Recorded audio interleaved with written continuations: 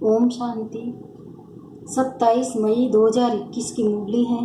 बाबा ने कहा, मीठे बच्चे, अभी विनाश का समय बहुत समीप है, इसलिए एक बाप से सच्ची प्रीत रखो, किसी देहधारी से नहीं। प्रश्न है, जिन बच्चों की सच्ची प्रीत एक बाप से होगी, उनकी निशानियाँ क्या होगी? उत्तर, उनका बुद्धि योग किसी भी देहधारी की तरफ जा नहीं सकता।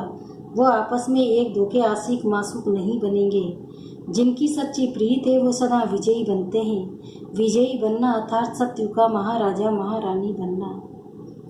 तीसरा, प्रीत बुद्धि सदा बाप के साथ सच्चे रहते हैं, कुछ भी छिपा नहीं सकते। चौथा, रोज अमृत वेले उठ प्यार से बाप को याद करेंगे।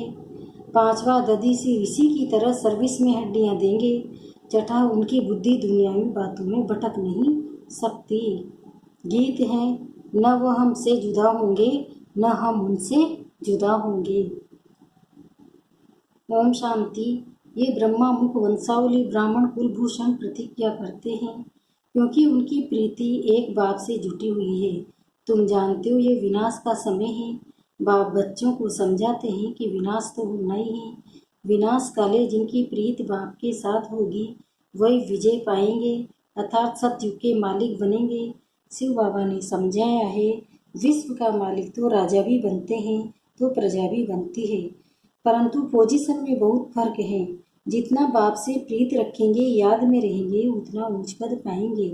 बाबा ने समझाया है, बाप की याद से तुम्हारे विकर्मों का बोझा भस्म होगा। तुम लिख सकते हो कि विनाश काले विपरीत बुद्धि, ये लिखने में कोई डर की बात नहीं है। बाप कहते, मैं खुद कहता हूँ कि उनका विनाश होगा और प्रीत बुद्धि वालों की विजय होगी। बाबा बिल्कुल क्लियर कह देते हैं, इस दुनिया में प्रीत तो कोई की है नहीं, तुम्हारी प्रीत है। बाबा कहते हैं, बच्चे, परमात्मा और श्री कृष्ण की महिमा अलग अलग लिखो तो सिद्ध हो जाए कि गीता का भगवान कौन। ये तो जरूरी है ना। दूसरा, बाबा समझाते हैं, ज्ञान का सागर पतित पावन परम पिता या पानी की नदियाँ, ज्ञान गंगा व पानी की गंगा, ये तो बहुत सहज है। दूसरी बात, जब प्रदर्शनी करते हो तो सबसे पहले निमंत्रण देना चाहिए। गीता का पाठशाला वालों को, ये तो ढेर हैं, उन्हों को खास निमंत्रण देना चाहिए। जो श्रीमद् भागवत गीता का अभ्यास करते हैं, उनको पहले निमंत्रण देना चाहिए, क्योंकि वही भूले हुए हैं और सभी को बुलाते रहते हैं। उनको बुलाना चाहिए कि अब आकर जज करो, फिर जो समझ में आए सो करना। तो मनुष्य भी समझे, ये गीता वालों को बुलाते हैं, शायद इन्हों को गीता पर ही प्रचार है। गीता से ईश्वर की स्थापना हुई है। गीता की बहुत महिमा है, परंतु भक्ति मार्ग की गीता नहीं। बाप कहते, मैं तुम्हें सत्य ही सत्य बताता हूँ। मनुष्य तो अर्थ करते हैं, वो बिल्कुल होंगे, कोई भी सत्य नहीं कहते। मैं ही सत्य बताता हूँ। परमात्मा को सर्वव्यापी करना भी सत्य नहीं है। ये सब विनाश को प्राप्त होंगे और कल्प कल्प होते भी हैं। तुमको पहली पहली मुख्य बात ये समझानी है। बाप कहते हैं, यूरोप वासी यादों की है विनाश काले विपरीत बुद्धि। विनाश के लिए अच्छी रीति तैयारियां कर रहे हैं, परंतु पत्थर बुद्धि समझ नहीं सकते। तुम भी पत्थर बुद्धि थे, अब पारस बुद्धि बनना है। पारस बुद्धि थे, फिर पत्थर बुद्धि कैसे बने, ये भी वंडर है। बाप को कहा ही जाता है नॉलेजफुल मर्सीफुल। बाकी जो अपना ही कल्याण करने नहीं जानते, वो दूसरों का कल्याण कैसे करेंगे।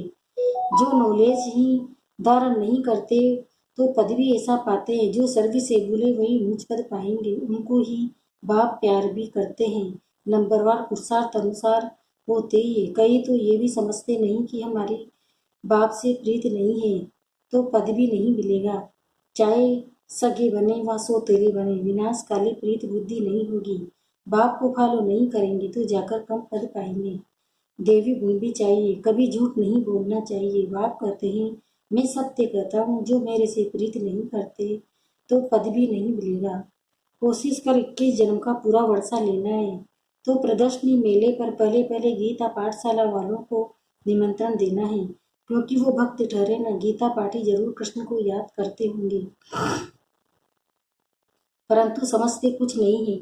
कृष्ण ने मुरली बजाई, राधे फिर कहाँ गई। सरस्वती को बेजो ने दिया, मुरली पर कृष्ण को दे दी है। मनुष्य कहते हैं, हमको अल्लाह ने पैदा किया, परंतु अल्लाह को जानते नहीं। भारत की ही बात है, भारत में ही देवताओं का राज्य था। उनके चित्र मंदिरों में पूजे जाते हैं। बाकी किंग्स आदि स्टैचू तो बाहर लगा देते हैं, जिस पर पंछी आदि किचड़ा डालते रहते हैं। लक्ष्मी नारायण, राधे कृष्ण आदि को कितना फर्स्ट क्लास जगह पर बिठाते हैं। उनको महाराजा महारानी कहते हैं। किंग अंग्रेजी अक्षर है। कितना लाखों रुपया खर्च कर मंदिर बनाते हैं, क्योंकि वह महाराजा पवित्र थे। यथा राजा रानी तथा प्रजा सब पूज्य हैं। तुम ही पूज्य फिर पुजारी बनते हो। तो पहली बात है, बाप को याद करो। बाप को याद करने का अभ्यास करने से धारणा होगी। एक के साथ प्रीत नहीं तो फिर और के साथ लग जाती है। ऐसी ऐसी बच्चे हैं जो एक दो को इतना प्यार करती है, जो शिव बाबा को भी इतना नहीं करती।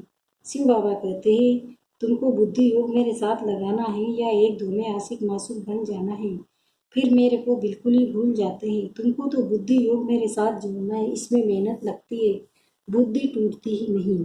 शिव बाबा के बदले दिन रात एक दो को ही याद करते रहते हैं। बाबा नाम सुनाए तो ट्रेटर बन जाते हैं, फिर गाली देने में भी देरी नहीं करते। इस बाबा को गाली दी तो शिव बाबा भी झट सुन लेगा। ब्रह्मा से नहीं पढ़े तो शिव बाबा से पढ़ न सके, ब्रह्मा बिगड़ तो शिव बाबा भी सुन न सके। इसलिए कहते हैं, साकार से जाकर पूछो। कई अच्छे अच्छे बच्चे हैं जो साकार को मानते ही नहीं, समझते हैं ये तो पुरुषार्थी है। पुरुषार्थी तो सब है, परंतु तुमको पालो तो माँ बाप को ही करना है।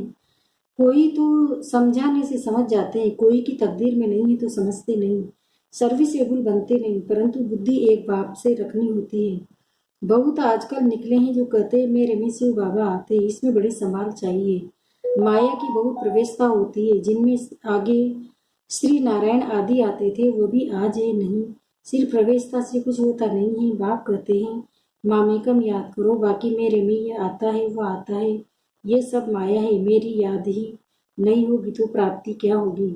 जब तक बाप से सीधा योग नहीं रखेंगे तो पद कैसे पाएंगे, धारणा कैसे होगी। बाप कहते तुम मामेकम याद करो, ब्रह्मा द्वारा ही मैं समझाता हूँ, ब्रह्मा द्वारा ही स्थापना हुई है।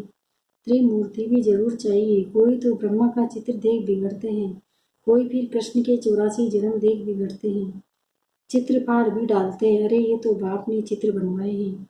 तो बाप बच्चों को समझाते हैं, भूलो मत, सिर्फ बाप को याद करते रहो। बांदेलियों को भी रड़िया नहीं मारनी है, घर में बैठे बाप को याद करते रहो। बांदेलियों को तो और ही ऊंच पद मिल सकता है। तुम बच्चों को ज्ञान देने वाला है एक ज्ञान सागर। स्पिरिचुअल नॉलेज एक बाप के सिवाय और कोई में है नहीं। ज्ञान का सागर एक परम पिता परमात्मा ही है, उसको ही लिबरेटर कहा जाता है। इसमें डरने की क्या बात है। बाप बच्चों को समझाते हैं, बच्चों को फिर औरों को समझाना है। बाप कहते हैं, मुझे याद करो तो सदगति को पाएंगे। सतयुग में ही राम राज्य, कलयुग में नहीं। सतयुग में तो एक ही राज्य है। ये सब बातें तुम्हारे में भी नंबरवार है। जिनकी बुद्धि में धारणा होती है, जिनको धारणा नहीं होती है, विनाश काले विरित बुद्धि कहेंगे, पद पा नहीं सकेंगे। विनाश तो सबका होना है, ये अक्सर कम है क्या। शिव बाबा कहते हैं, विनाश काले प्रीत बुद्धि बनो। ये तुम्हारा अंतिम जन्म है, इसमें अगर तुम प्रीत नहीं रखते तो पद भी नहीं मिलेगा। सच्चे दिल पर साहिब राजी होता है। दधीची ऋषि मिसल सेवा में हड्डियां देनी। कभी कोई पर ग्रहचारी बैठती है तो नशा ही उड़ जाता है। फिर अनेक प्रकार के तूफान आते रहते हैं। मुख से कहते हैं, इससे तो लौकिक के पास चले जाए, यहाँ तो कोई मजा नहीं है। वहाँ तो जो तो नाटक बाइस्कोप आदि खूब है। जो इन बातों पर हीरे हुए हैं, ये यहाँ ठहर न सके। बड़ा मुश्किल है। हाँ, पुरुषार्थ से ऊंच पद भी पा सकते हैं। खुशी में रहना चाहिए। बाबा खुद कहते हैं, सुबह को उठकर नहीं बैठता हूँ तो मजा ही नहीं आता। लेटे रहने से कभी कभी गुटका आ जाएगा, उठकर बैठने से अच्छी पढ़ाई निकलती है, बड़ा मजा आता है। अभी बाकी थोड़े दिन है, हम विश्व की बादशाही ले रहे हैं। बाप से ये भेंट याद करें तो भी खुशी का पारा चढ़े। सुबह को चिंतन चलता है तो दिन को भी खुशी रहती है। अगर खुशी नहीं रहती तो जरूर बाप से प्रीत बुद्धि नहीं है। अमृत वेले एकांत अच्छी होती है। जितना बाप को याद करेंगे उतना खुशी का पारा चढ़ेगा। इस पढ़ाई में ग्रहचारी बैठती है, क्योंकि बाप को भूलते हैं। बाप से वर्षा ले रहा है तो वंशा वाचा कर्मणा सर्विस करनी है। इस सर्विस में ये अंतिम जन्म व्यतीत करना है। अगर और दुनियावी बातों में लग गए तो फिर ये सर्विस कब करेंगे। कल कल करते मर जाएंगे। बाप आते ये स्वर्ग में ले जाने के लिए। यहाँ तो लड़ाई में कितने मरते हैं, कितनों को दुख होता होगा। वहाँ तो लड़ाई आदि होगी नहीं। ये सब पिछाड़ी के हैं, सब खत्म होने, निधन के ऐसे मरेंगे। धनी के जो होंगे वो राज्य भाग्य पाएंगे। प्रदर्शनी में भी समझाना है कि हम अपनी कमाई से, अपने ही तन बंधन से अपना राज्य स्थापन कर रहे हैं, भीख नहीं मांगते हैं, जरूरत ही नहीं है। ढेर भाई बहन इकट्ठे होकर राजधानी स्थापन करते हैं, तुम करोड़ इकट्ठा कर अपना विनाश करते हो, हम पाई पाई इकट्ठा कर विश्व का मालिक बनते हैं। कितनी वंडरफुल बात है। अच्छा, मीठे मीठे से खिलते बच्चों प्रति माता पिता बाप दादा का याद प्यार, गुड मॉर्निंग। रूहानी बाप की रूहानी बच्चों को नमस्ते। हम रूहानी बच्चों की भी रूहानी माता पिता बाप दादा को याद प्यार, गुड मॉर्निंग, नमस्ते नमस्ते नमस्ते। शुक्रिया बाबा, शुक्रिया आपका पद्म पद्म, शुक्रिया। दान नकली के सारे फैलाए। अमृत वेले एकांत में बैठ बापू प्यार से याद करना है। दुनियावी बातों को छोड़ ईश्वरी सेवा में लग जाना है। दूसरा, बाप से सच्ची दिल रखनी है। आपस में एक दो के आशिक मासूक नहीं बनना है। प्रीत एक बाप से जोड़नी है, देहधारी से नहीं। वरदान, स्वार्थ शब्द के अर्थ को जान, सदा एक रस स्थिति में स्थित होने वाले सहज पुरुषार्थी भव। आजकल एक दो में जो लगाव है वह स्नेह से नहीं लेकिन स्वार्थ से है। स्वार्थ के कारण लगाव है और लगाव के कारण न्यारे नहीं बन सकते। इसलिए स्वार्थ शब्द के अर्थ में स्थित हो जाओ, अर्थात पहले स्व के रथ को स्वा करो। ये स्वार्थ गया तो न्यारे बन ही जाएंगे। इस एक शब्द के अर्थ को जानने से सदा एक के और एक रस बन जाएंगे। यही सहज पुरुषार्थ है। स्लोगन है, फरिश्ता रूप में रहने से कोई भी विघ्न अपना प्रभाव नहीं डाल सकता। ओम शांति। ओम